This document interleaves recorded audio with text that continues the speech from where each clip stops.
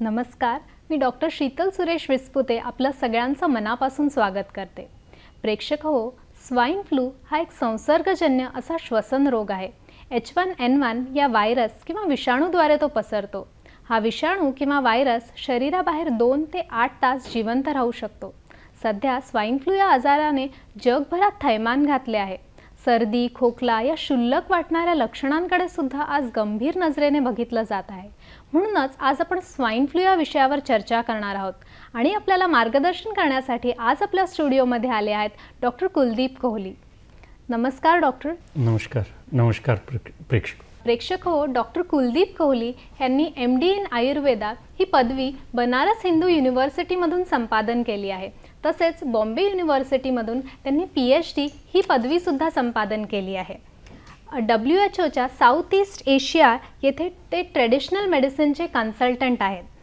तसेच director and head of R&D Dabur India या कंपनीमध्ये सुद्धा ते कार्यरत होते.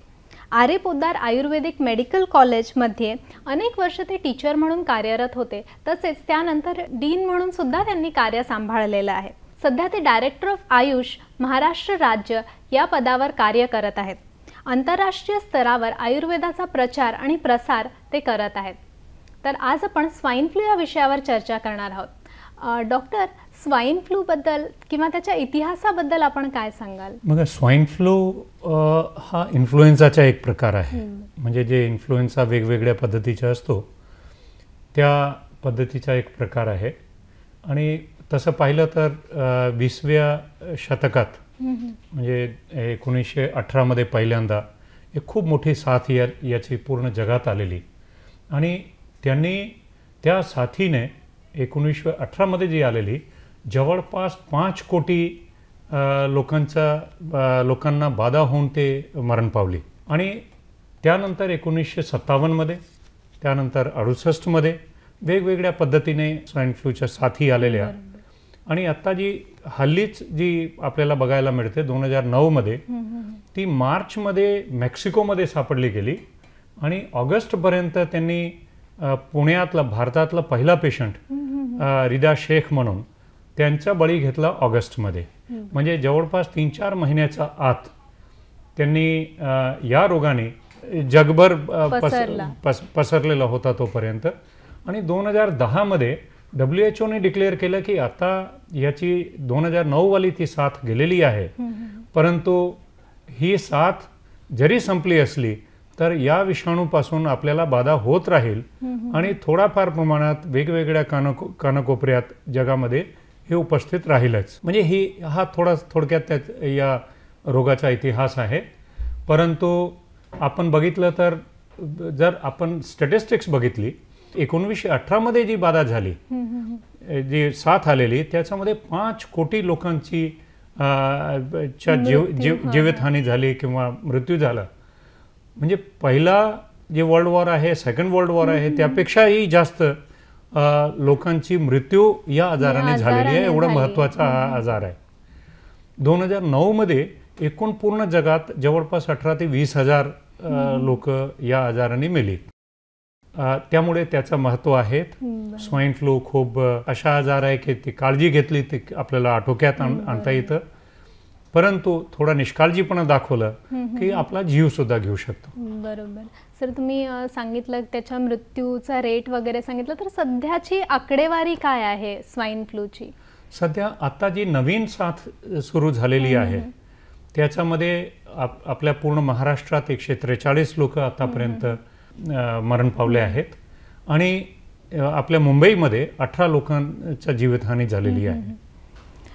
सर, स्वाईन फ्लू म्हणजे याबद्दल एक लक्षणं किंवा त्याबद्दल आपण एक काय माहिती सांगाल थोडक्यात आपल्या प्रेक्षकांसाठी? स्वाईन फ्लूची लक्षणे तशी पाहिली तर आपल्याला सर्दी खोकला कसा असतो, एखादा मोसम बदलला, वातावरण थोडा हवामान थंड झालं, थोडा हिवाळा पडायला लागलं आणि थोडंसं वातावरण ह्युमिड ज्याला आम्ही तरलीय म्हणतो,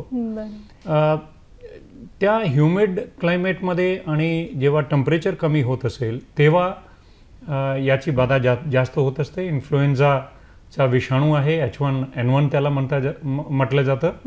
आणि त्यातून जी बाधा उत्पन्न होते ती संक्रमण झाल्यापासून 1 ते 8 दिवसाच्या आत होत असते. म्हणजे याची अधिशयन कालावधी जवळपास 1 ते 8 दिवस आहेत.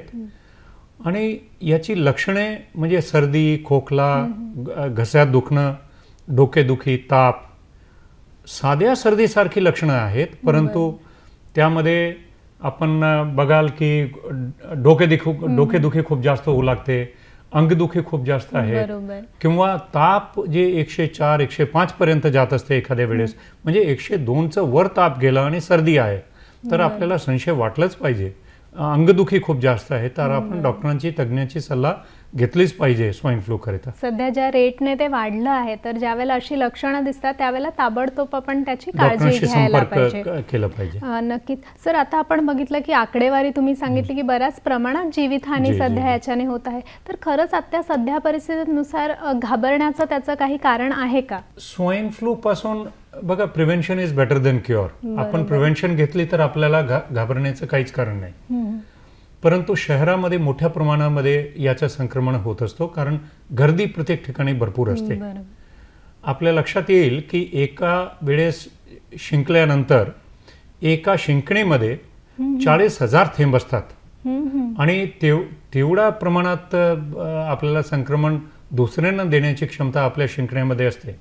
तसंच खोकल्यामध्ये किती एक थेंब बाहेर पडत असतात, त्याच्यामध्ये व्हायरस उपस्थित असतो.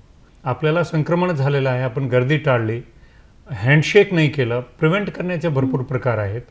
आपण प्रिव्हेन्शनचे जे प्रकार आहेत त्या बाबतीत आम्ही बोलू नंतर. परंतु आपण प्रिव्हेन्शन जर केलं तर घाबरण्याचं काहीच कारण नाही आहे. संक्रमण झालं की शासनाने जी काही यंत्रणा उभारलेली आहे त्या यंत्रणेचा फायदा आपण घेऊन आणि त्या बाधातून आपण मुक्त होण्याचा प्रयत्न केला तर मला वाटतं कोणतेही घाबरण्याचे कारण स्वाईन फ्लू कडून नाही. ती छान आपण माहिती दिली. प्रेक्षक हो, सध्या स्वाईन फ्लूचं प्रमाण वाढलेलं आहे. तो संसर्गजन्य असाही व्याधी आहे, परंतु जर आपण योग्य काळजी घेतली तरी आजाराला घाबरण्याचं कारण काही नाही आहे. स्वाईन फ्लू बद्दल आज चर्चा होते, तर आयुर्वेदामध्ये स्वाईन फ्लू बद्दल काही उल्लेख आहे का किंवा त्याच्या उपचारांबद्दल काही माहिती दिली आहे का? बरोबर आहे. स्वाईन फ्लू जसं आम्ही बघितलं की प्रत्येक साथीमध्ये वेगळा असतो. एकदा H2N2 असतो, दुसऱ्यांदा H3N2 दुसऱ्या प्रकारचा असतो. म्युटेशन होत असतात, त्याच्यामध्ये बदल होत असतात त्या प्रकारामध्ये. म्हणूनच याच्यामध्ये इम्युनिटी काही फार लास्टिंग नसते. कारण आज जे विषाणू आहे तो स्वतःचं स्वरूप बदलून पुढच्या सीझनमध्ये कोणत्या प्रकारे येईल वेगळ्या याच्याने तो उद्भवू शकतो. करेक्ट. त्यामुळे जर आपल्याला एका सीझनमध्ये आणि दुसऱ्या सीझनमध्ये एवढा भेद दिसतो तर 5-8 हजार वर्षापूर्वी जे आपलं आयुर्वेद लिहिलं गेलं आणि तेव्हापासून आपलं प्रॅक्टिसमध्ये आयुर्वेद आहेत त्याच्यामध्ये लक्षणं बघितली आपण तर याचा साधर्म्य आपल्याला एक प्रतिशय आहे, सन्निपाताची प्रतिशय. प्रतिशय म्हणजे जे सर्दी खोकलाचा आजार आहे आणि तो डेंजरस असेल तर त्याला सन्निपाताची प्रतिशय म्हणतो आम्ही, तो आहेत. किंवा ज्वराच्या प्रकारामध्ये आपण बघितलं की ज्वरामध्ये वातज आणि कफज, वात कफज ज्वर जे आहे त्याचा साधर्म्य स्वाईन फ्लूने लावू शकतो. आणि चिकित्सा बघायला गेलो तर आपण साध्या सोप्या गोष्टी आहेत त्यांचा वापर करून स्वाईन फ्लू पासून दूर राहू शकतो, आम्ही टाळू शकतो याचं संक्रमण. आपण याच्यामध्ये सीतोपलादी चूर्ण आहे, मधाबरोबर घेण्यासारखं, ती एक चांगली औषध आहे. हळदचा, तुळसचा, याचा वापर आपण खूप प्रमाणात केलं. अद्भुत औषध आहे एक गुडवेल म्हणून, याला अमृता म्हणतात, अमृतासारखी आहे. त्याचा काढा करून आपण 2 टाइम घेतलं तर त्यांनी सुद्धा झालेली बाधा सुद्धा दूर होऊ शकते किंवा त्याचा प्रमाण कमी होऊ शकते. त्याबरोबरच त्रिभुवन कीर्ती रस आहे. यासारखी औषधं आपण आयुर्वेदिक औषधं वापरली तर नक्कीच जे सध्याचं जे हेल्थ सिस्टम आहे त्याच्यावर ताणही कमी होईल आणि आपण लवकर याला लक्षणापासून मुक्त व्हाल. बरोबर, यापासून आपण मुक्त पण होऊ शकतो. तसंच रोगप्रतिकारक शक्ती आहे ती पण वाढवण्यासाठी मदत होऊ शकते. अगदी बरोबर. सर, स्वाईन फ्लूसाठी सरकारने म्हणजे संसर्ग आता फार मोठ्या प्रमाणात होतो, तर तो संसर्ग टाळण्यासाठी सरकारने काही योजना आखल्या आहेत का? सरकारने भरपूर योजना आखल्या आहेत. कारण ही साथ जेव्हापासून महाराष्ट्रात आलेली आहे, आपल्या महाराष्ट्र राज्यामध्ये आपलं पब्लिक हेल्थ डिपार्टमेंट आरोग्य विभाग आहे, त्यामार्फत जे लोकांना सूचना देण्याचा कार्यक्रम आहे, लोकांना एज्युकेशन देण्याचा कार्यक्रम आहे, IEC म्हणतो त्याला आम्ही, तो मोठ्या प्रमाणावर सुरू करण्यात आलेला आहे. आपण बघितलं असेल TV मध्ये, रेडिओमध्ये किंवा होर्डिंग्ज वगैरेप्रमाणे पोस्टर्स, या पद्धतीने एक एज्युकेशन देण्याचा प्रकार झालेला मोठ्या प्रमाणावर एक प्रकल्प शासनाने घेतलेला आहे. कारण याची जाणकारी असणं, या रोगाची जाणकारी असणं खूप महत्त्वाचं आहे. जाणकारी एकाप्रमाणे टाळण्याचा एक मोठा साधन आहे. तर सगळी माहिती ही पुरवली ही सगळी माहिती पुरवली जाते. त्याबरोबरच BMCने मुंबईमध्ये प्रत्येक हॉस्पिटलमध्ये त्यांचे जेवढे रुग्णालय आहेत त्या रुग्णालयात वेगळे बेड ठेवलेले आहेत. खाटा रिझर्व्ह केलेले, स्वाईन फ्लूसाठी स्पेशल रिझर्व्ह केलेले आहेत.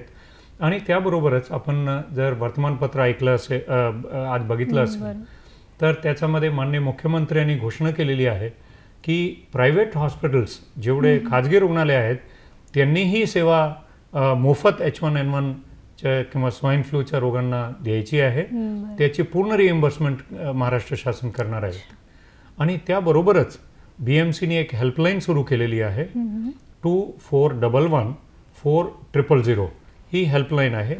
सकाळी 9 ते संध्याकाळी 9 पर्यंत आपण या हेल्पलाईनवर फोन केलं की आपल्याला मार्गदर्शन स्वाईन फ्लू बाबतीत आणि दुसरे जे काही संक्रमणजन्य आजार आता पसरलेले आहेत त्या बाबतीत आपल्याला मिळू शकते. आणि अजूनही शासनाचे कार्यक्रम, नवीन कार्यक्रम दररोज येत असतात. मला खात्री आहे की महाराष्ट्र राज्य याला कंट्रोल करण्यामध्ये कुठेही मागे पडणार नाही. प्रेक्षक हो, आत्ताच आपल्याला डॉक्टरांनी सांगितलं आहे की स्वाईन फ्लूबद्दल जर आपल्याला काही माहिती हवी असेल तर त्याची एक हेल्पलाईन नंबर त्यांनी आपल्याला सांगितला आहे, 24114000. या हेल्पलाईन नंबरवर संपर्क साधून जर काही आपल्याला क्वेरीज असतील, जर काही प्रश्न असतील तर ते आपण त्याच्यावर विचारू शकतात. डॉक्टर, एकदा स्वाईन फ्लू झाला तर त्या जे बाधित रुग्ण आहे त्यांच्यासाठी सरकार काय करत आहेत?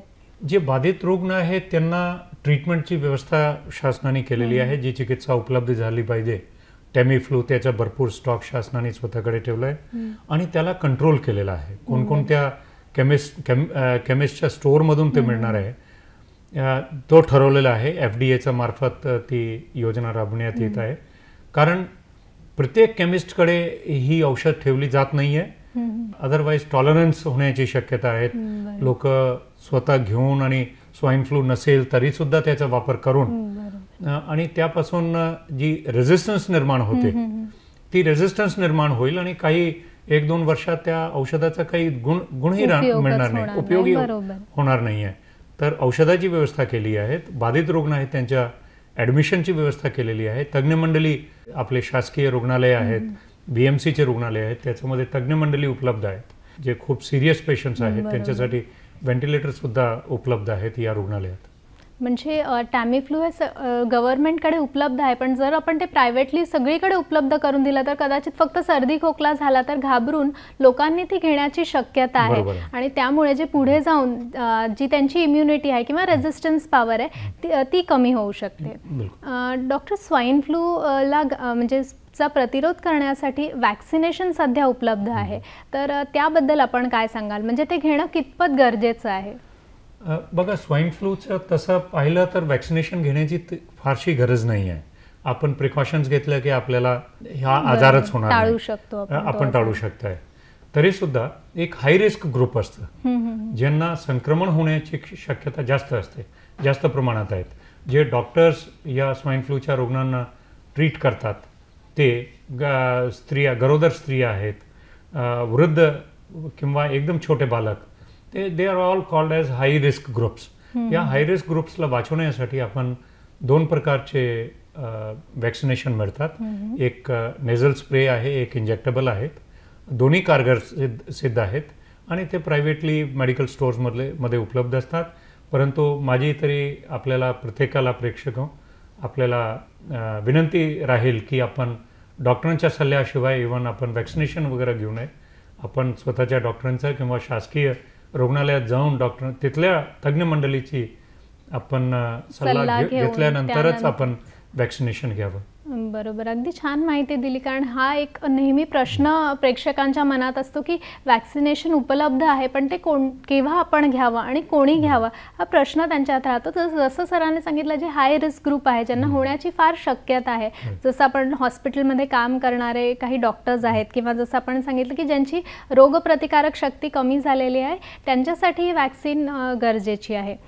डॉक्टर, आता आपण एक थोडक्यात म्हणजे आपण लक्षणांबद्दल सांगून ताबडतोब जी वैद्यकीय मदत आहे ती केव्हा घ्यायला हवी? स्वाईन फ्लू आपल्याला संशय वाटलं की स्वाईन फ्लू झालेला आहे, तसं आपण तरी पूर्णपणे त्याचं निदान करू शकत नाही. जोपर्यंत तपासणी होत नाही तोपर्यंत याचं निदान पूर्णपणे होणंही शक्य नाही आहे. परंतु आपल्याला सर्दी आहे, खोकला आहे, घसा खराब आहे आणि खूप जास्त प्रमाणात आपल्याला डोकेदुखी आहे, ताप खूप वर जाऊ लागला आहे, 102चं वर गेलेलं आहे आणि आपल्याला अंगदुखीही खूप आहे, तर आपण तज्ज्ञांची सल्ला घेतली पाहिजे आणि ताबडतोब जे आपल्या शासकीय रुग्णालय आहेत, कस्तुरबा रुग्णालय आहे किंवा BMCचे रुग्णालय आहे, तिथे आपण जाऊन आणि तिथे तपासणी करून घेतली पाहिजे. सर, संसर्ग टाळण्यासाठी आपण प्रेक्षकांना एक काय संदेश द्याल की संसर्ग होऊ नये यासाठी आपण काय सांगाल? Prevention is better than cure. आपण संसर्ग आपल्याला झालं असेल तर दुसऱ्यांना आपण संक्रमण देऊ नये आणि आपल्याला झालेलं नाही आहे तर आपण स्वतःची प्रोटेक्शन आणि समाजाची प्रोटेक्शन करावी. त्या करता आपण जे हँडशेक करताय, हात मिळवताय, ते हात मिळवण्याची पद्धती आपण न करता समोर आलेल्या माणसाला हात जोडून असं नमस्कार केलं तर तो जास्त उपयोगी राहील. स्वतःला खोकला किंवा शिंका येत असतील तर आपण नाकावरती, तोंडावरती रुमाल ठेवून आणि शिंकण्याचा प्रयत्न केला पाहिजे.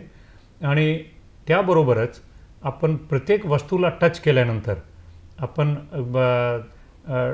याचे डोर्स आहेत, बाथरूमचे डोर्स आहेत, रेल्वेचे डोर्स आहेत, ऑफिसमध्ये जे काही टेबल वगैरे आहेत जिथे सारखा स्पर्श केला जातो किंवा अनेक लोकांचा स्पर्श होतो, तर आपण प्रत्येक वेळेला बाहेरून आला की आपण हात धुतले पाहिजे साबणाने किंवा जे आता हँड सॅनिटायझर्स आपल्याला उपलब्ध आहे त्यांचा वापर केला पाहिजे.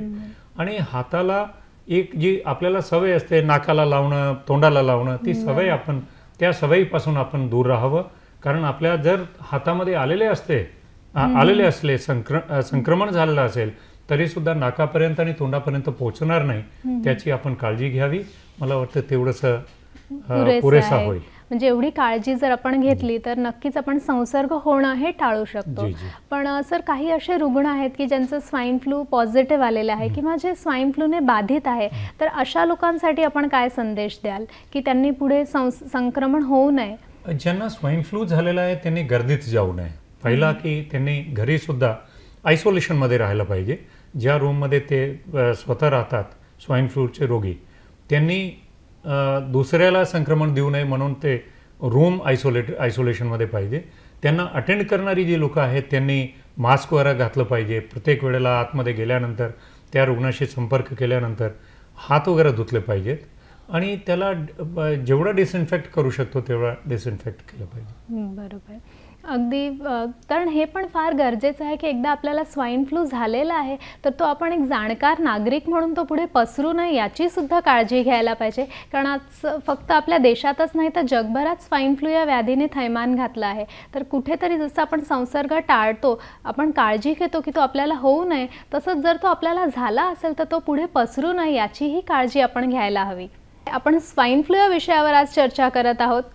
डॉक्टर, आपण हाय रिस्क ग्रुपबद्दल बोललात, तर नक्की हाय रिस्क ग्रुप कोण आहेत, म्हणजे ज्यांना होण्याची जास्त शक्यता आहेत, तर ते कोण कोण आहेत? बरोबर आहे. काही एक ग्रुप असतो ज्याला खूप हाय रिस्क होण्याची म्हणजे खूप जास्त शक्यता आहेत की ते संसर्ग होण्याची जास्त शक्यता असणार आहे. आणि त्याच्यामध्ये ज्यांची इम्युनिटी कमी झालेली आहे, जसे डायबिटीजचे रुग्ण आहेत त्यांची इम्युनिटी, मधुमेहाचे रुग्ण आहेत त्यांची इम्युनिटी कमी झालेली असते, वृकाचा आजार असेल, लिव्हरचा आजार असेल म्हणजे लिव्हर सिरोसिस असेल, जॉन्डिस असेल, तर त्यांना जास्त शक्यता आहेत की त्यांना कोणताही संक्रमण जास्त करून होण्याची शक्यता असते. तर हाही संक्रमण त्यांना लवकर होऊ शकतो. त्याच पद्धतीने जे एकदम छोटे बाळ आहेत किंवा खूप वृद्ध लोक आहेत ते हाय रिस्क ग्रुपमध्ये म्हणजे असतात. अगदी लहान मुलं आणि वयोवृद्ध आहेत त्यांना होण्याची. त्याचप्रमाणे जे HIV वाले आहेत, एड्स वाले पेशंट्स आहेत, त्यांना संक्रमण ऑलरेडी झालेलं आहे, एड्सचे संक्रमण आहे, त्यांची इम्युनिटी खूप कमी असते, किंवा काही कितीतरी आजार असे असतात ज्याच्यामध्ये इम्युनिटी सप्रेस केली जाते, जसं कॅन्सरचे आजार आहेत, किंवा आपण रुमेटॉइड आर्थरायटिसमध्ये बघितलं तर त्याची ट्रीटमेंट पण अशी आहे रुमेटॉइडमध्ये की आपल्या इम्युनिटीला सप्रेस केलं जातं, किंवा काही ऑर्गन ट्रान्सप्लांटेशन वगैरे केलेली असेल तर आपल्या इम्युनिटीला सप्रेस केलं जातं.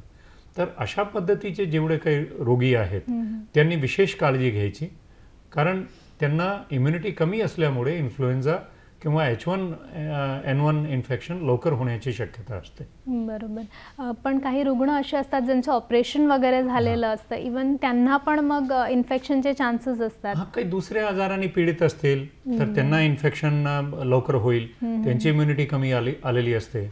ऑपरेशन झालेलं असेल तेव्हा सुद्धा इम्युनिटी कमी आहेत. दुसरं याच्यामध्ये एक विशेष काळजी घेण्यासारखं आहे की जेव्हा साथ आलेली आहे तेव्हा प्रत्येकाने फलाहार जास्त चांगलं करावा, झोप चांगली काढावी, वेळेवर जेवण करावा, इम्युनिटी वाढवण्याचे जे काही प्रयत्न आहेत त्यांनी केले पाहिजे. ड्रायफ्रुट्सचा वापर, किंवा फळं आहेत जे सीझनल फळं आपल्याकडे सफरचंद आहे, ग्रेप्स आहेत, त्यांचा वापर जास्त केला पाहिजे. तर असं केलं तर इम्युनिटी वाढेल आणि रोग येण्याची शक्यता कमी होईल.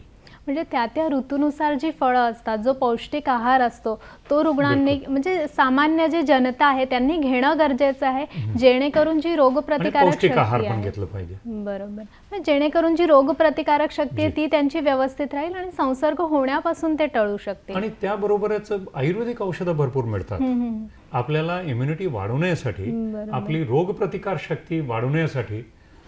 आयुर्वेदामध्ये खूप सारे साधा च्यवनप्राश आहेत, कोणत्याही कंपनीचा असो, परंतु साधा च्यवनप्राश आहे, चांगल्या कंपनीचा असावा, आणि त्याची मात्रा आपण एक चमचा सकाळी संध्याकाळी घेतली त्यांनीही आपली इम्युनिटी वाढेल. त्याबरोबरच आपण गुडवेलचा वापर जास्त प्रमाणात केला तर त्यांनीही इम्युनिटी वाढते. अश्वगंधासारखे औषध आहेत, अश्वगंधा आहेत, शतावरी चूर्ण आहेत, त्यांचा नेहमी वापर केला तर त्यांनी इम्युनिटी वाढते. आपण तुळसचे 10 पानं सकाळी संध्याकाळी आपण चहामध्ये टाकून घेतले किंवा त्याचा रस काढून मधाबरोबर घेतलं त्यांनीही इम्युनिटी वाढते. तर इम्युनिटी आपली रोगप्रतिकार शक्ती आपण वाढवण्याचा प्रयत्न केलं की आपल्याला संक्रमण होण्याची शक्यता कमी होते. बरोबरच. निश्चितच आपल्याला डॉक्टरांनी फार सुंदर माहिती दिली आहे. हे सगळ्या ज्या छोट्या छोट्या गोष्टी आहेत ते जर आपण आपल्या दैनंदिनी जीवनात अवलंबल्या तर नक्कीच आपली रोगप्रतिकारक शक्ती वाढू शकते आणि आपल्याला जो संसर्ग आहे तोही टळू शकतो. प्रेक्षको, आज स्वाईन फ्लूबद्दल आपण ही सगळी चर्चा करून घेत आहोत. मला नक्कीच वाटतं की आपल्या ज्या मनातल्या ज्या सगळ्या शंका आहेत, जे काही प्रश्न आहेत त्यांचं निरसन नक्की झालं असेल. एकूणच काय तर विषाणूंचा खेळ हा अनादी अनंत आहे, तो अव्याहत असाच चालू राहणार आहे. अनेक रोग हे नवनवीन पद्धतीने आपले डोके वर करतच राहतील. नियतकालिक हे असंच चालू राहणार आहे. म्हणूनच खरी गरज आहे ती आपली रोगप्रतिकारक शक्ती वाढवण्याची. नियमित पौष्टिक आहार, नियमित व्यायाम तसेच चांगल्या सवयी यामुळे आपले आरोग्याचं संवर्धन होऊ शकतं. याची काळजी आपण सुरुवातीपासूनच घ्यायला हवी, जेणेकरून आपल्या आरोग्याचं संवर्धन होईल आणि आपली रोगप्रतिकारक शक्ती उत्तम असेल आणि आपल्या आरोग्याला कुणी स्पर्शही करू शकणार नाही. आज आपण स्वाईन फ्लू या व्याधीबद्दल ज्यांनी जगभरातच थैमान घातले आहे तसेच आपल्या देशातही त्याचा धुमाकूळ माजला आहे या विषयावर आज आपण चर्चा केली. स्वाईन फ्लूबद्दल डॉक्टरांनी आज आपल्याला महत्त्वपूर्ण अशी माहिती दिली. ती नक्कीच आपल्याला उपयोगी पडली असेल असं मी समजते. म्हणूनच तुमच्यातर्फे तसेच सह्याद्री वाहिनीतर्फे मी त्यांचे आभार मानते. डॉक्टर, आज आपण वेळात वेळ काढून येथे आलात व आपल्याला एक महत्त्वाची आणि मोलाची माहिती दिली, यासाठी आपले धन्यवाद. धन्यवाद. धन्यवाद.